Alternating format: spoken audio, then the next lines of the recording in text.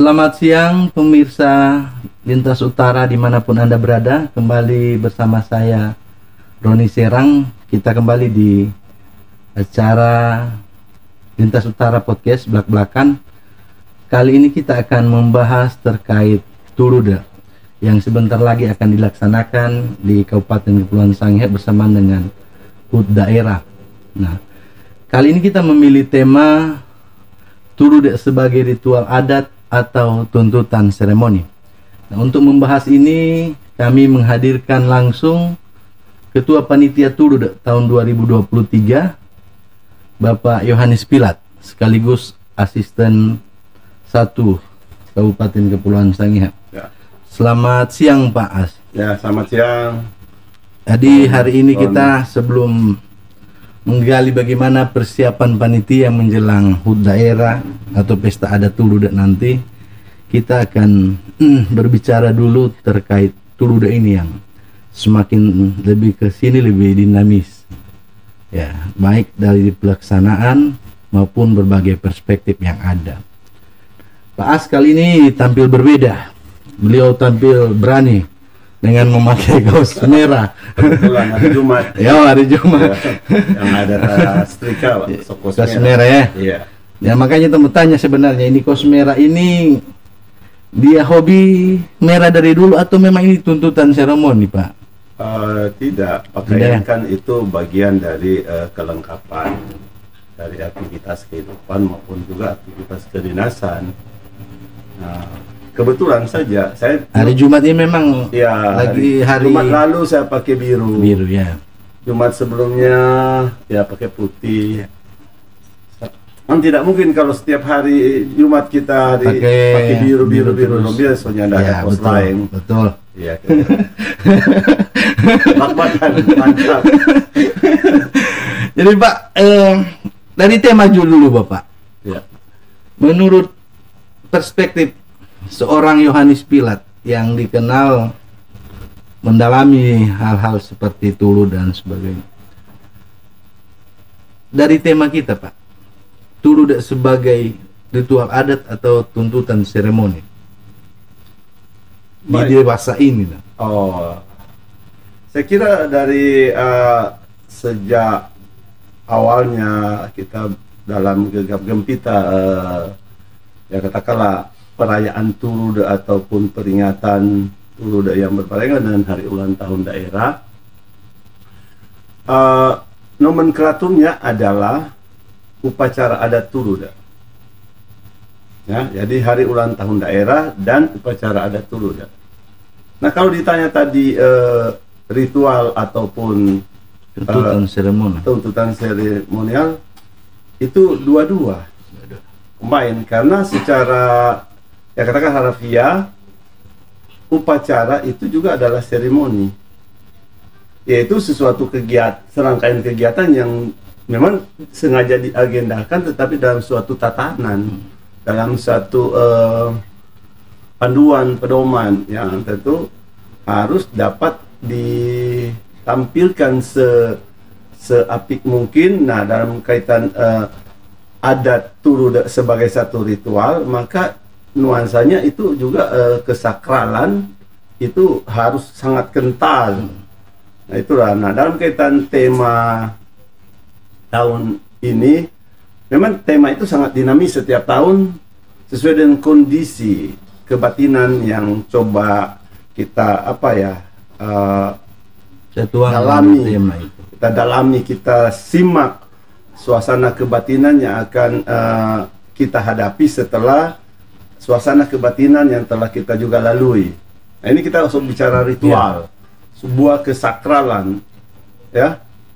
Jadi tahun ini kita memahami sebuah optimisme dari satu perjalanan sebelumnya. Kita tahu bersama kurang lebih 2 tahun kita harus hadapi terpaan pandemi COVID-19. Tapi ya mengucap syukur kepada Tuhan kita bisa lewati itu kan. Nah, dalam keyakinan itu, dalam ritual kebatinan, namanya kita lihat bahwa luar biasa ya kasih Tuhan melampaui tahun terpaan katakanlah ancaman yang sebenarnya itu secara apa ya, cara fisik bisa secara massal sebenarnya beresiko hilangnya sebuah kehidupan, tapi kita lalui. Dan tahun depan atau tahun ini kita katanya harus mau berhadapan dengan sebuah ancaman kehidupan lagi, ancaman global lagi. Wah, katanya ada apa ya, resesi, bahkan krisis multidimensi, termasuk krisis ekonomi, krisis sosial, bahkan krisis pangan. Nah, memahami hal ini maka kita merumuskan bahwa dalam satu keyakinan adanya ketuhanan, sebab salah satu nilai atau dimensi ada itu adalah dimensi ketuhanan.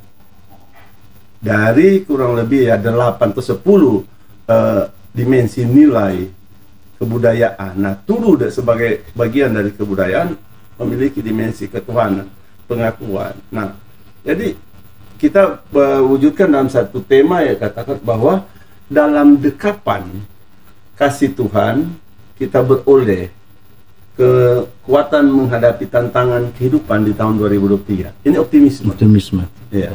Nah, jadi kalau bicara apakah ini ritual adat dan tuntutan seremonial, dalam perspektif yang positif bahwa seremoni itu adalah upacara, saya kira itu adalah kombinasi, sehingga bersatu padu bahwa ritualnya dilaksanakan secara formil dalam sebuah tatanan yang terstruktur yang harus mampu dijawab. Mungkin beda kalau ada perspektif ya, katakan secara praksis sekarang ini orang bawa ya itu cuma seremoni, bahwa hanya begitu aja. Tapi ini tidak. Seremoni yang dimaksud seremonial adalah sebuah apa ya, pengaturan pelaksanaan upacara yang saling bersubstitusi, sehingga ekspektasi masyarakat bahwa turu ya katakanlah punya makna yang sangat mendalam yang bisa diserap oleh masyarakat, itu bisa kita beri bagi masyarakat. Kira-kira itu. Kita kembali ke persoalan sakral tadi, Pak. Beberapa tahun terakhir dengan situasi dan dinamisnya perkembangan zaman termasuk berdampak kepada hal budaya, maksud turu. Kesakralan itu kadang, Pak, dia menjadi luntur ketika upacara adat tuluda itu berlangsung sudah sesuai dengan tatanannya. Nah, dia akan meluntur ketika datang di fase sering disebut tato dehunduga. Jadi ada pegelaran budaya, seharusnya itu pegelaran budaya, namun ada diselip dengan sesuatu yang tidak berkaitan dengan budaya tetapi secara modern yang tidak ada kaitannya. Umpamanya ada tarian yang bukan berkaitan dengan budaya, ada dance ini. Nah, bagaimana Pak As melihat ini? Apakah ini mengganggu kesakralan dari sebuah upacara adat tuluda? Karena ini masih dalam rangkaian ketika hal-hal seperti itu masuk, Pak. Saya kira sekaligus ini pesan, Pak, untuk saudara-saudara kita yang di luar yang menikmati upacara adat tuluda dan sesudah untuk Kabupaten Sangihe. Pasti perayaan adat tuluda akan di mana-mana. Jadi saya kira begini, kita mungkin harus bisa menampilkan yang dimaksud dengan adat tuluda dan serangkaian kegiatan tuluda. Ya, pada dasarnya bahwa acara upacara atau upacara adat tuluda itu satuan yang hakiki, yang sakral. Kalaupun ada kegiatan yang mendahului sebelumnya, itu hanya serangkaian kegiatan yang diharap ataupun dilihat itu juga dalam konteks tentu pemajuan kebudayaan itu sendiri. Nah, jadi bisa saja kan pemajuan kebudayaan itu kan kita pertama tentu adalah perlindungan. Nah, pada perlindungan ini kita mau menjaga hakiki dari tuluda itu sendiri dalam keasliannya. Maka pada upacara adat tuluda ini tidak bisa ada nilai baru. Karena ini yang harus kita wariskan, harus kita jaga betul ya. Jadi kita beli perlindungan, ya kan? Namun dari ya katakanlah empat ya katakanlah jalur yang dalam pembangunan ini kan ada namanya juga pengembangan, ada juga pemanfaatan, ada juga pembinaan. Nah, upacara adat Tulu kalau ada di rangkaian dan kegiatan lain, mungkin ini dalam perspektif dalam rangka pemanfaatan. Jadi ada kegiatan intinya, ada kegiatan tambahannya untuk dimanfaatkan untuk acara serangkaian acara Tulu ini dapat menstimulir ya dinamika katakanlah kemasyarakatan itu sendiri. Jadi sengaja saya tanyakan ini Pak dan Bapak sampaikan biar jadi pesan kepada saudara-saudara kita yang di luar Sangihe yang akan menggelar upacara adat Tulu.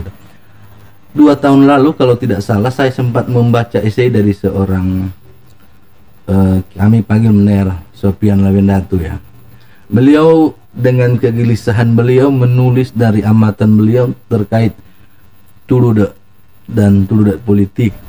Jadi beliau mengamati bahwa nilai Tuluda mulai bergeser dengan adanya ada beberapa orang yang sebut saja nakal, membungkus Tuluda ini dengan kepentingan politik. Artinya ada nilai-nilai yang bergeser tergantung pesan sponsor yang jadi amatan beliau. Jadi ini Pak mesti jadi atensi juga karena di luar sana banyak saudara-saudara kita yang menggelar Tuluda tapi dalam dinamika yang berbeda. Ketika disponsori oleh seseorang, apa latar belakangnya, apa latar belakang politiknya, sehingga yang ditampilkan kemari Tuluda, tapi kepentingan politik ini dibungkus dengan Tuluda itu. Jadi kesakralan itu terganggu, kita pakai kata terganggu saja Pak. Jadi Bapak kasih pesan ini mesti ke teman-teman kita yang di luar yang akan tidak salah ketika ada sponsor. Tuluda tetap butuh biaya, tetapi bagaimana kesakralan ini harus dijaga tanpa mengedepankan ini pesan sponsor ini. Gimana Pak ngasih pesan ini ke? Ini berat ini pertanyaan ya podcast Lintas Utara kita seruput kopi dulu. Berat sekali. Silakan. Kalau ini ada pesan sponsor ini. Ya, baik. Jadi saya kira itu yang saya bilang bahwa kebudayaan itu sendiri, kebudaya termasuk upacara adat Tuluda yang ya kata ini sudah begitu meluas ya di masyarakat, tidak dilingkupi dalam wilayah administrasi satu komunitas, tapi juga karena ini bagian dari ya katakanlah tradisi ataupun warisan leluhur bagi masyarakat Sangihe yang juga termasuk masyarakat Sangihe yang berdiaspora atau merantau di beberapa tempat. Ini bisa saja kita lihat salah satu dimensi dari budaya itu sendiri, termasuk upacara adat Tuluda ini dimensi sosial ya. Nah, kalaupun tanda kutip perhelatan upacara adat Tuluda bersinggungan ataupun berhimpitan dengan nuansa-nuansa kepentingan politis, saya kira saya hanya mau menekankan perspektif pribadi saya. Pertama adalah sekali lagi kita menggelar perhelatan itu harus mampu tadi kita jaga esensi daripada adat Tuluda itu dulu. Nah, apa yang mereka gelarkan atau laksanakan kegiatan Tuluda itu tolong dijaga ini dulu.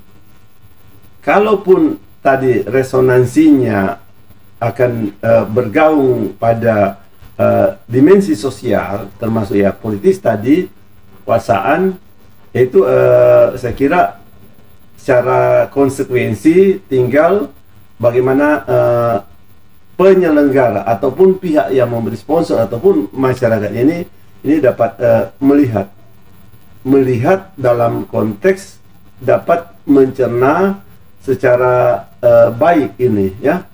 Tapi memang kalau bisa, ini kan kalau bicara tradisi sebenarnya Tuluda ini kok diselenggarakan oleh siapa?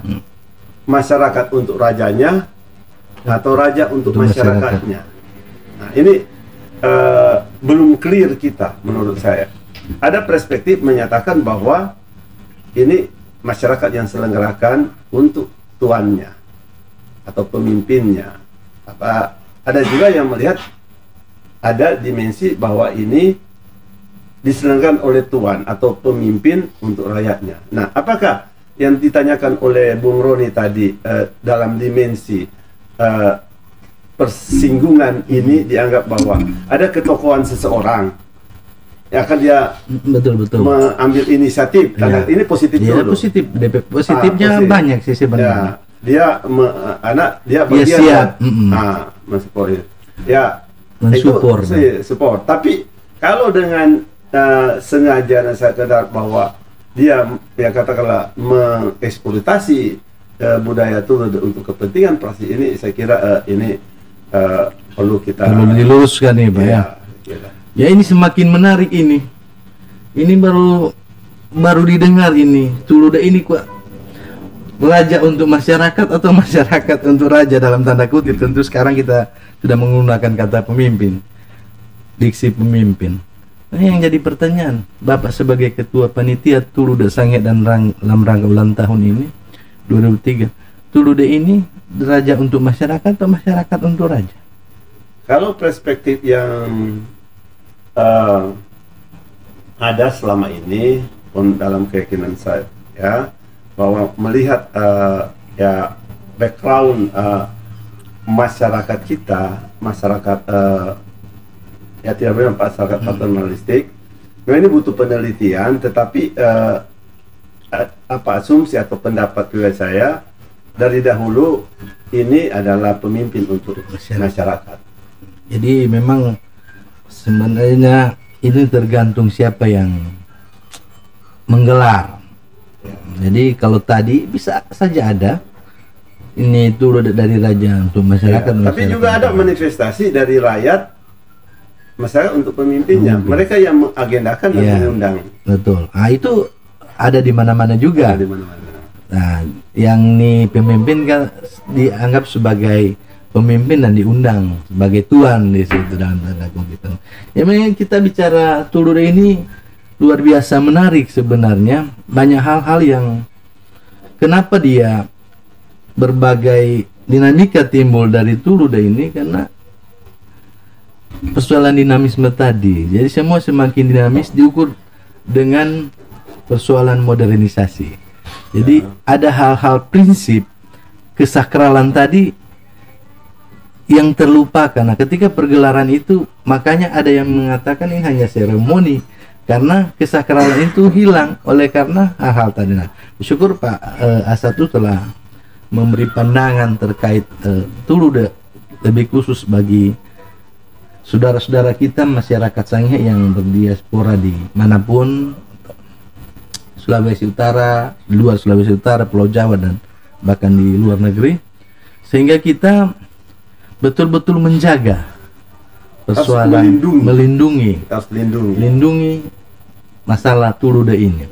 Kalau ada 1-2 orang yang melakukan berdasarkan yang kita bahas tadi, itu tidak bisa dikotomi bahwa begitu Tuluda, kan? Jadi Sangihe sebagai pusat peradabannya harus memberi contoh betul-betul ini yang Tuluda sebenarnya. Nah, nanti Tuluda ideal kita akan bahas di tema berikut. Ya, kita fokus di persoalan ini. Pak, kita masuk ke persiapan ini. Sejauh mana ya persiapan untuk menyambut HUT daerah sekaligus upacara Tuluda ini sebagai ketua panitia? Ya, sampai dengan hari ini mungkin kita tinggal persiapannya, tinggal menghitung hari, ya. Ini berarti kan kita tinggal 10 hari dan kita akan tiba. Adapun capaian-capaian persiapan, saya kira kami dari sisi manajemen atau pengorganisasian kegiatan ini sudah 2 kali rapat pertama mengkonsolidasi pelibatan kepanitiaan, dan rapat kedua adalah mengevaluasi dan memantapkan lagi konsolidasi peran serta masyarakat yang lebih luas lagi. Nah, beberapa hari ke depan ini nantinya pertama tentu persiapan fisik ya, fisik dalam arti tempat dan sarana prasarana, peralatan-peralatan pendukung maupun persiapan-persiapan sumber daya pendukung acara atau pelaku. Ini juga sedang dalam proses latihan, karena memang tidak berlebihan. Sejak rapat awal saya coba memperhatikan beberapa kritikan masyarakat ataupun ekspektasi masyarakat terhadap pelaksanaan Turuda. Nah, pada awal rapat itu yang kami sepakati bahwa tahun 2023 kita coba ya katakanlah menampilkan sedapat mungkin kualitas pelaksanaan Turut yang mau dicapai atas harapan masyarakat, seperti itu. Nah, tadi yang utama kesakralannya sebagai bagian warisan leluhur yang dahulunya memang demikian, seperti tokoh adat Pak Niklas Mahare ketika rapat beliau menyampaikan di zaman beliau sebagai pelaku dulu, sekarang beliau sebagai pelaksana pelaku, ya kan? Dia bilang ketika acara upacara adat Turut dilakoni ataupun digelar, jarum jatuh pun bisa didengar. Jadi begitu kusuknya, begitu dalamnya suasana kebatinan pada saat pelaksanaan Turuda itu. Sebagaimana Turuda adalah budaya leluhur yang sangat sakral. Nah, ini menarik Pak, persoalan suasana kebatinan yang kusuk tadi. Berarti ada sesuatu yang bergeser ketika Pak Mahare mengatakan sebagai budayawan, mengatakan dulu saat saya pelaku, ketika jarum jatuh, contohlah saat menahu dendeng, di ritual menahu dendeng, jarum jatuh pun bisa kedengaran. Nah, sekarang apa yang bergeser? Kalau sekarang, kalau bicara dulu berarti ada bicara sekarang. Kalau dulu sakral dan suasana kebatinan tadi begitu didalami, berarti sekarang ada sesuatu yang bergeser sehingga suasana kebatinan itu tadi nggak dapat. Apa ya Pak yang harus diperbaiki untuk tahun ini sehingga suasana kebatinan tadi harus dapat kembali, kekusyukan tadi. Ya, baik, pemirsa podcast Lintas Utara, belak-belakan kita hari ini, saya juga akan belak-belakan. Balik lagi ke tema tadi, Roni menyebutkan podcast kita hari ini apa temanya? Ritual Turuda sebagai ritual adat atau tuntutan seremoni. Balik di sini. Jadi ini dimensi yang harus kita bedah sebenarnya. Kenapa? Bagaimana kita mampu mendalami pemaknaan gelaran adat upacara Turuda ini sebagai suatu ritual adat. Nah, substansi ataupun materi ataupun kualitas pelaksanaan termasuk sampai pada tata cara itu harus benar-benar mampu dipersiapkan. Itu satu dulu. Nah, tadi ditanya atau seremoni. Itu yang saya bilang, dalam arti seremoni sesuai dengan KBI, Kamus Bahasa Indonesia, Kamus Besar Bahasa Indonesia, seremoni itu adalah upacara, satu tatanan yang harus apik. Maka pelaksanaan ini harus diatur sedemikian rupa, ya, tatanannya rapi atau apa semua kusuk. Nah, iya.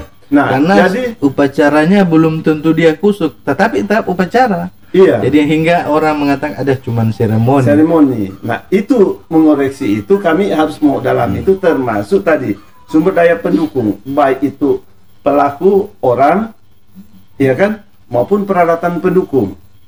Jadi peralatan pendukung sebenarnya juga mempengaruhi, karena itu modernisasi yang menerpa kita. Iya, Dulu kan yang ada sound system atau Nggak apa. ada.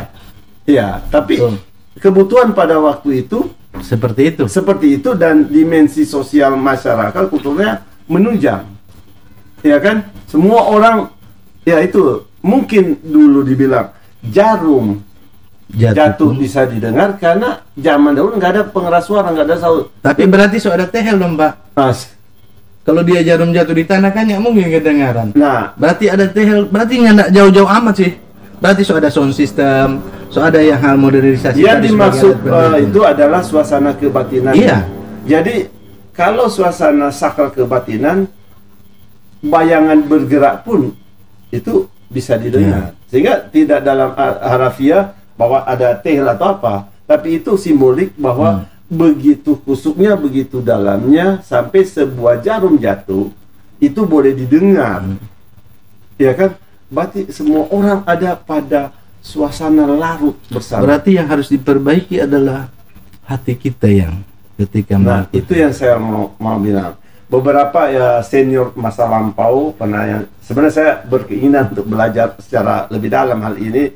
Dahulu saya pernah bertukar pikiran tentu dengan almarhum Bapak Alexta Tinting dan juga almarhum Pak Salapir. Saya bilang bagaimana? Itu yang dibilang bahwa pelaku-pelaku adat, tua-tua adat itu secara batin itu mereka manusia setengah dewa. Mereka menjaga tutur kata, menjaga perilaku mereka sebagai tua-tua adat. Nah, sehingga mereka mampu mengeksploitasi kebatinan mereka. Jadi pikiran hati mereka ini jernih dan bersih. Dan saya kira tidak berlebihan. Kita mewarisi cerita-cerita berbagai pewarisan tokoh-tokoh atau figur-figur yang rata-rata mereka itu pada suasana seperti itu, mampu menjaga perilaku, tutur kata. Bahkan ada yang puasa, Pak, itu. Ya, nah, sehingga mereka ibarat manusia Persoalan yang ada. kebatinan itu. Nah, pada saat suasana kebatinan, maka pada saat mereka melakukan hal itu, nah kan seperti tarian salong, pelakunya bisa membekokkan, iya kan, baja ataupun besi. Orang boleh melihat itu sesuatu hal katakanlah magik, Nggak bisa. tapi buat saya Nggak itu, bisa. Kalau ada perdebatan lain dulu itu silakan. Tapi Iya. ketika kita berbicara itu adalah persoalan adat budaya, kebatinan ya. spiritual yang mampu ia tunjukkan, dan itu bisa didapat manakala orang tersebut atau figur tersebut memiliki kapabilitas ataupun kapasitas. Berarti sebagai ketua panitia, salah satu tugas Bapak adalah mempersiapkan nih alat pelakon, Mayor Relabo dulu disebut dan sebagainya. Dan memang itu yang saya minta harus difokuskan untuk persoalan kebatinan. Saya minta ke sehingga Badan seremoni dalam tanda kutip tadi tidak akan dinilai masyarakat ini cuma seremoni. Jadi suasananya dapat, kebatinannya dapat, kesakralannya pun dapat, sehingga bisa saja orang bulu kudu ini berdiri toh. Artinya di situ kita menjiwai betul, dan ini memang ternyata warisan leluhur yang perlu kita jaga. Dan itu pada kesempatan ini Bung Roni, saya berharap juga pemahaman ini akan kita luaskan. Dan nanti pada hari hanya, mohon maaf mungkin jika ada yang merasakan ini sudah terlalu berlebihan, tapi itulah mohon didukung. Kami mau mewujudkan ataupun mau melahirkan pelaksanaan turuda yang termasuk salah satunya adalah bukan tidak mungkin kami akan disiplinkan semua pihak yang ada di situ. Harus diatur. Memang harus diatur sehingga tidak mengganggu jalannya upacara ini. Jadi siapa saja mungkin ini merasa agak baru lagi, tapi ini sebenarnya mengembalikan. Ini bukan baru, ini tapi mengembalikan. Ya, saya ingat mungkin 20 tahun lalu itu kami sangat ditertibkan itu. Nggak ada lagi pada saat itu orang berseliweran. Ya betul, itu sangat mengganggu.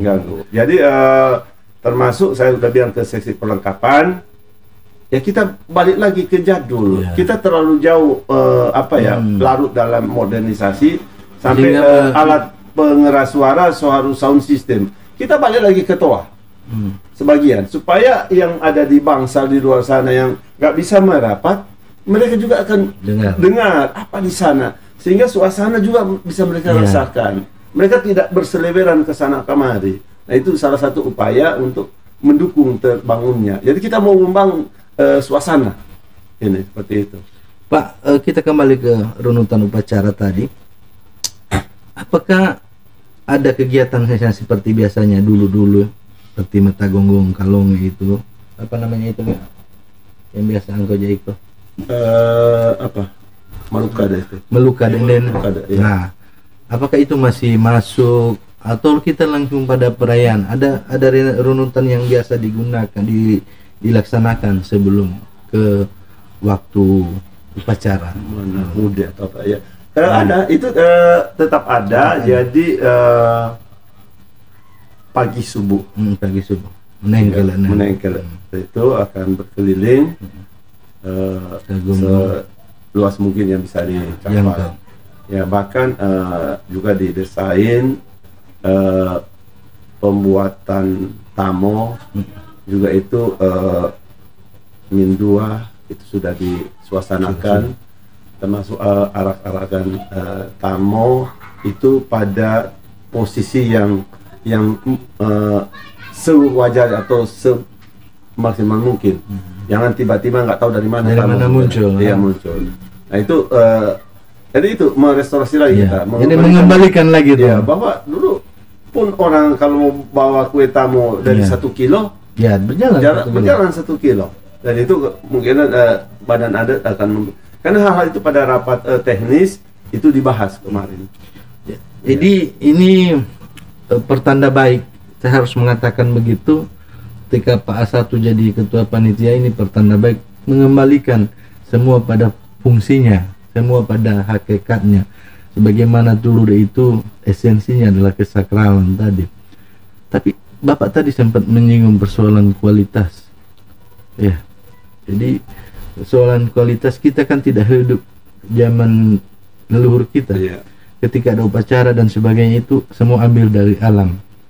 Kalau sekarang kan ambil dari toko, dari mana-mana, otomatis dia akan berdampak pada masalah pembiayaan. Nah, kualitas di zaman modernisasi ini akan sejalan dengan pembiayaan. Jadi ada kualitas, ada harga, kan begitu. Biasanya kita mendengar selentingan ada kualitas, ada harga. Dengar-dengar Pak, dana yang disediakan oleh pemerintah daerah lewat di instansi terkait tidak bisa menjamin kualitas itu. Bagaimana Bapak sebagai ketua panitia terus berpikir mengedepankan kualitas tanpa didukung oleh dana?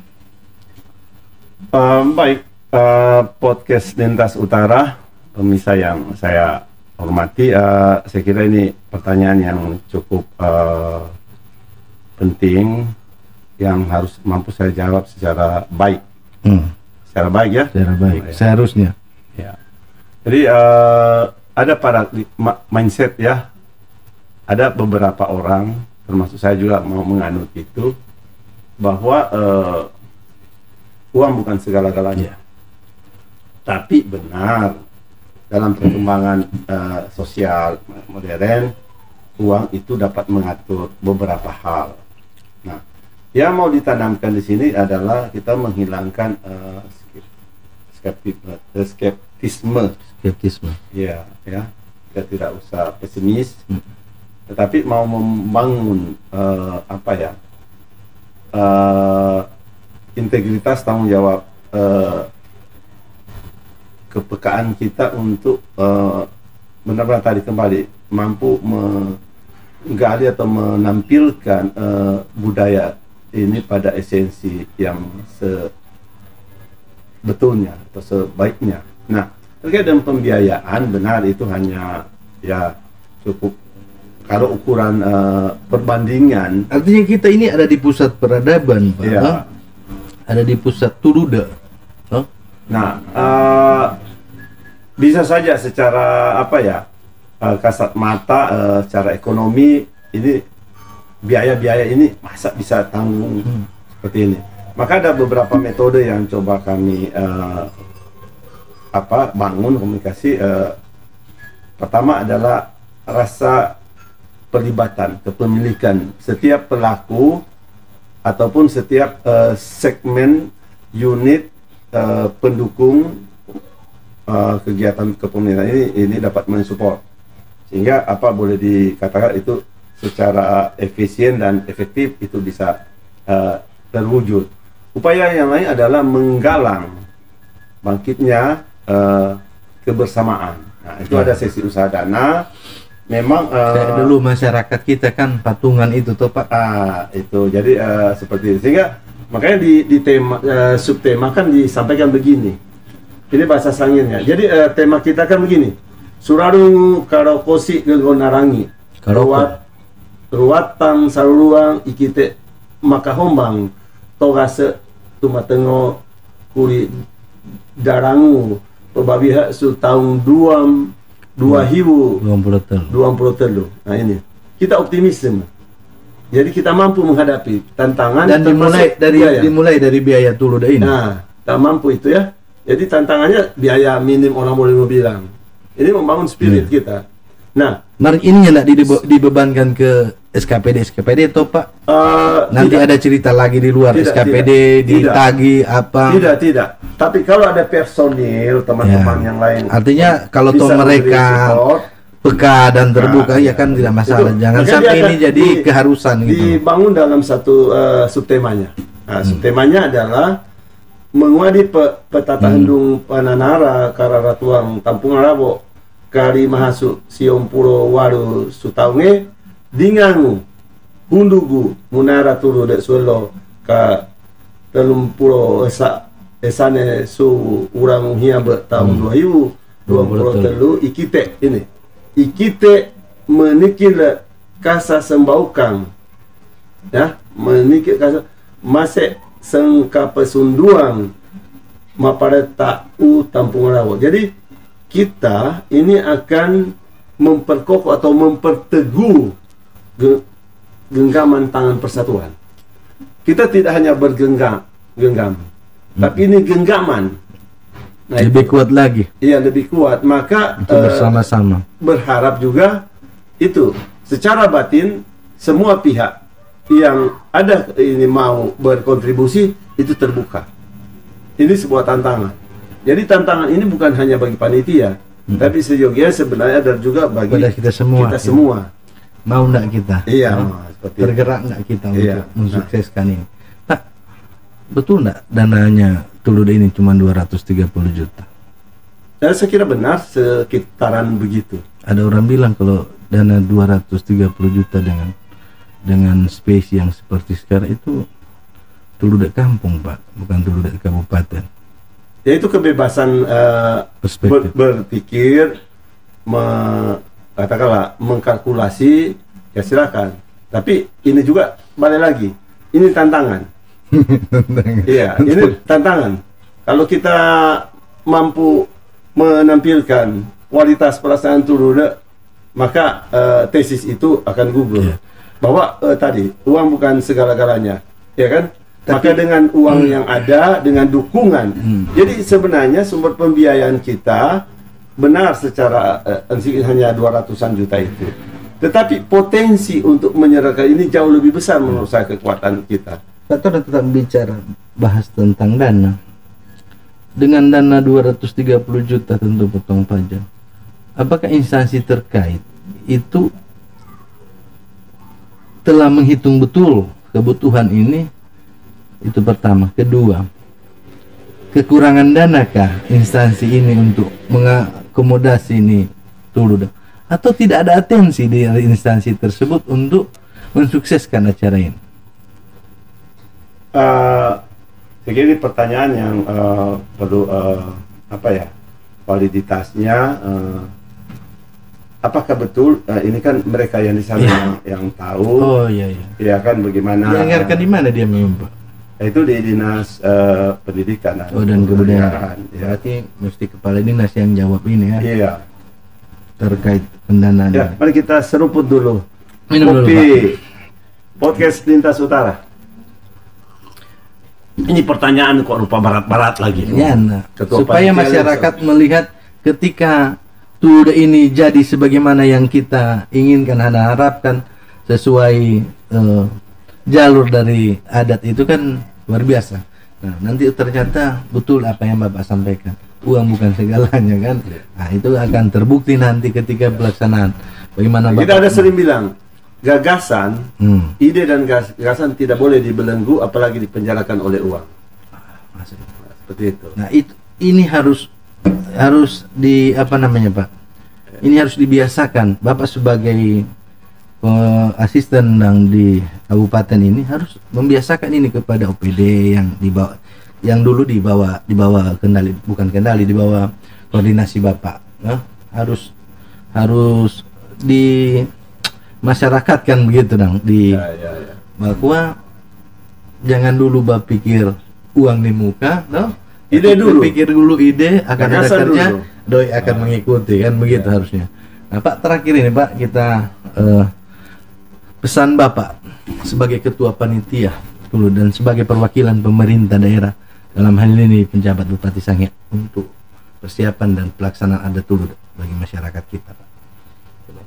Baik, pemirsa podcast Lintas Utara, saya kira pada tempatnya juga kami sangat berharap bahwa kita semua harus menaruh perhatian yang semakin serius terhadap baik tadi 4 dimensi kebudayaan. Jadi kita harus mampu melindungi ya. Melindungi artinya warisan leluhur ini terus kita pelihara. Kita tanamkan di dalam jati diri kita wariskan kepada anak cucu kita. Dengan cara apa? Kita mau mendengar ada acara Tuluda, jangan sepintas oh iya itu, tapi marilah, datanglah, hadiri. Betul. Hadiri. Nah, dari situ kita akan merasa memiliki, kita mampu melindungi. Setelah itu, mari kita kembangkan. Kembangkan ini butuh peran kita semua. Sehingga tidak ada apatisme yang muncul. Atau pesimis Tuluda begitu. Ini tanggung jawab kita semua. Jangan sampai keluar kata cuma Tuluda. Cuma Tuluda. Nah, mari kita kembangkan. Sebenarnya kita punya kerinduan mau mewarisi. Ini tanggung jawab kita. Nah, mari kita manfaatkan juga Tuluda ini. Dalam arti bagaimana? Semua pihak. Ini kan di era yang global sekarang ini, kebudayaan itu menjadi konsumsi turisme, pariwisata. Nah, nanti kita bicara terkait dampak Tuluda terhadap pariwisata itu di itu kita manfaatkan. Manfaatkan adalah kesiapan kita semua memperhatikan tadi, menaruh perhatian. Saya bilang, ya. Menaruh perhatian adanya event-event seperti ini dan pelibatan diri. Minimal mengikuti tahu dan kalau bisa berkontribusi, ya. Salah satu bagian dari budaya itu satu adalah menjaga kebersihan. Kita ada turisme tamu, mari jaga kebersihan wilayah kita ini. Ikutlah. Ini kan ada pekerjaan kerja bakti. Ini ada satu nilai yang luntur, yaitu menjaga kebersihan tempat tinggal kita. Padahal dulu kayak bersih. Setiap Sabtu semua masyarakat tanpa digerakkan Nah, itu harus dikembalikan juga. Nah itu pada kegiatan Tuluda ini pun sekarang digemakan pelibatan masyarakat untuk menjaga kebersihan. Nah, jadi seperti itu. Jadi sekali lagi kami berharap masyarakat Kabupaten Kepulauan Sangihe, baik yang ada di kabupaten saya maupun yang tersebar, kiranya sekali lagi menaruh perhatian. Ini luar biasa budaya Tuluda. Jangan orang lain yang akan mengambil ini, tapi marilah kita ini dan menjadi kebanggaan. Nah, maka kita harus mampu ikut serta berperan dalam pelibatan ini. Luar biasa. Terima kasih Pak As. Semoga ini jadi perhatian kita semua masyarakat, sebagaimana esensi Tuluda ini adalah harga diri kita, kekayaan kita dari Kabupaten Kepulauan Sangihe yang tidak dimiliki oleh daerah lain. Harusnya ini jadi kebanggaan kita semua. Bagaimana kita membuat ini menjadi kebanggaan? ya kita harus ikuti bersama, Bersama. kita harus dukung, kita support, dan supaya orang melihat dulu ini sebagai dimensi yang ada di Kabupaten Sangihe sebagai pusat yang orang bilang pusat mitologi Yunani kecil. Ya. Tapi bagaimana itu bisa diketahui orang lain, kita harus jadi agen semua untuk Tuluda ini bisa dikenal. Tetapi Tuluda tidak dilarang dilaksanakan, tapi yang penting esensinya tadi dia sebagai ritual adat dengan kesakralannya. Tidak apa-apa didukung oleh siapa, disponsori oleh siapapun, itu silakan. Tetapi jangan sampai dia mereduksi dari kesakralan Tuluda itu. Ya, benar. Terima kasih Pak perbincangan yang sangat dinamis dan luar biasa juga. Lintas Utara, mantap. Kita dibatasi oleh waktu, di lain kesempatan kita akan membahas tema yang berbeda. Terima kasih semua pemirsa Lintas Utara, dan terima kasih untuk sponsor kita, Dinas Perpustakaan, Kominfo, dan Apotik Agape. Biar semakin sukses ke depan. Tuhan memberkati kita semua. Saya Roni Serang. Kita bertemu di lain kesempatan. Somah kai Kehaga. Tantangan adalah kegemaran. Luar biasa.